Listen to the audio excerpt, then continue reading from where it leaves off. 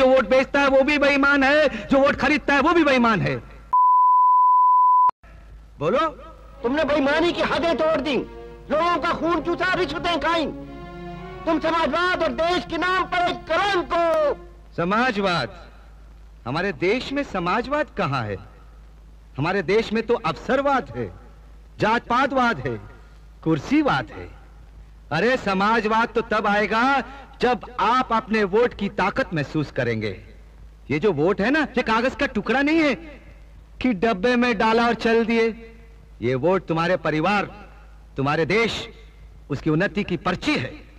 ये तो दो धारी तलवार है जो दोनों तरफ से काटती है। ठीक जगह पड़े तो देश खुशहाल, और गलत जगह पड़े तो देश का सत्यानाश।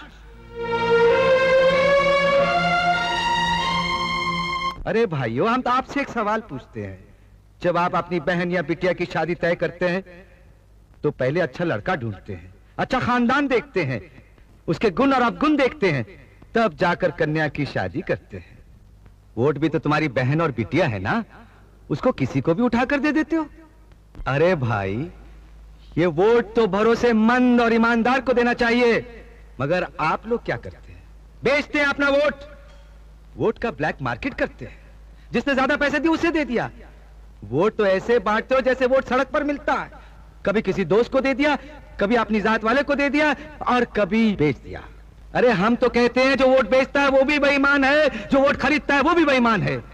तो फिर किस मुंह से हमें बेईमान कहते हो? हाँ, अरे अगर बेईमान लोग सरकार बनाएंगे तो सरकार तो बेईमान बनेगी ही। तो फिर चिल्लाते काहे को कि डाउन डाउन मुर्दाबाद? जिस दिन तुम वोट खरीदने वाले को अपनी चौखट से धक्का मारकर बाहर निकाल दोगे, उस दिन ये सब कुछ ठीक हो जाएगा। अब देखो, हमारे इन उप मुख्यमंत्रियों को, इन बेईमानों को किसने भेजा? ये आप ही के लोगों के भेजे हुए हैं ना। अब ये बेईमानी नहीं करेंगे तो क्या करेंगे? आज से 5 साल बाद जब इनको इलेक्शन लड़ना पड़ेगा तो ये पैसा कहां से लाएंगे? अरे यहीं से तो लाएंगे ना। अरे बोलिए बोलिए। आप कहते हैं कि हमने रिश्वत ली है, बेईमानी की है। अरे हम कहते हैं हाँ हमने रिश्वत खाई है। कोई कहता है 12 करोड़, कोई कहता है 15 करोड़, कोई 16। आप जानते हैं हमने कितना कमाया है? हाँ, 62 करोड़।